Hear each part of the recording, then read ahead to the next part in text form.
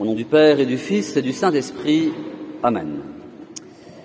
Chers enfants, nous avons vu dans ce passage de l'Évangile 10 lépreux guéris par Jésus et un seul qui revient pour remercier le Seigneur. Et vous avez entendu la parole de Jésus qui semble déçu. Et les 9 autres, où sont-ils? Nous voyons dans ce passage l'ingratitude des hommes, ne pas savoir remercier. Chers enfants, nous sommes toujours très forts pour demander. Vous demandez souvent beaucoup de choses à vos parents. Il y a qu'à voir les parents qui promènent leurs enfants dans un magasin et souvent la tentation est forte de demander ceci, cela. Mais c'est évidemment quelque chose de normal qu'on puisse demander des choses à ses parents puisqu'on dépend d'eux. Mais si vous êtes très forts pour demander, chers enfants, eh bien il faut savoir aussi dire merci. Et d'ailleurs, même quand vous demandez et que vous n'obtenez pas ce que vous avez demandé, il faut apprendre aussi à garder la paix, le calme, la patience.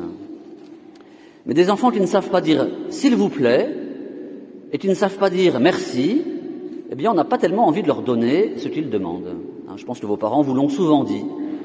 Apprends à dire « s'il te plaît », apprends à dire « merci ». Et après, effectivement, ça donne envie aux parents de donner ce que les enfants demandent. Eh bien, chers enfants, ce qui est vrai vis-à-vis de vos parents, c'est vrai aussi vis-à-vis du bon Dieu. Dieu aime que nous lui demandions beaucoup de choses. N'ayons pas peur de demander beaucoup de choses au Seigneur. Il aime que nous lui demandions. Parce qu'en lui demandant, eh bien, ça reste un témoignage, finalement, de confiance et d'humilité. Voilà, j'ai confiance en Dieu si je lui demande. Je suis humble, j'ai conscience que je ne peux pas l'obtenir par moi-même. Et donc c'est l'humilité et la confiance qui se cachent derrière nos demandes, qui doivent se cacher derrière nos demandes.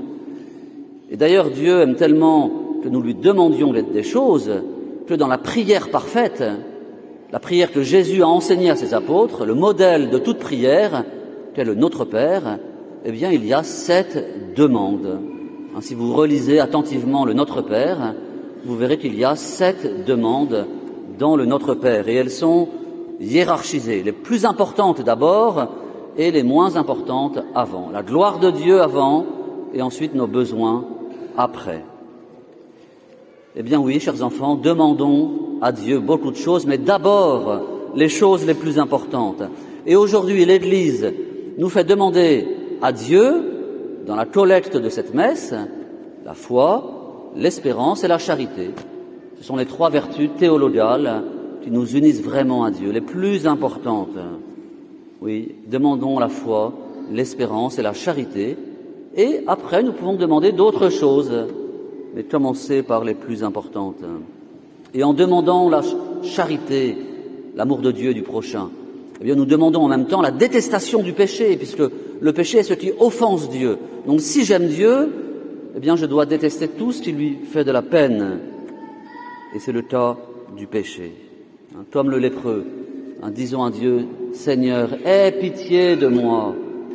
Kyrie eleison en grec, on l'a chanté au début de la messe. Disons-le souvent, Seigneur, aie pitié de moi. Kyrie eleison. Et surtout, chers enfants, pensez toujours à remercier le Seigneur pour tous ses bienfaits. Ayons sans cesse à la bouche, ou au moins au fond du cœur, un merci à dire à Dieu. Et alors nous consolerons le cœur de Jésus, attristé par l'ingratitude des hommes.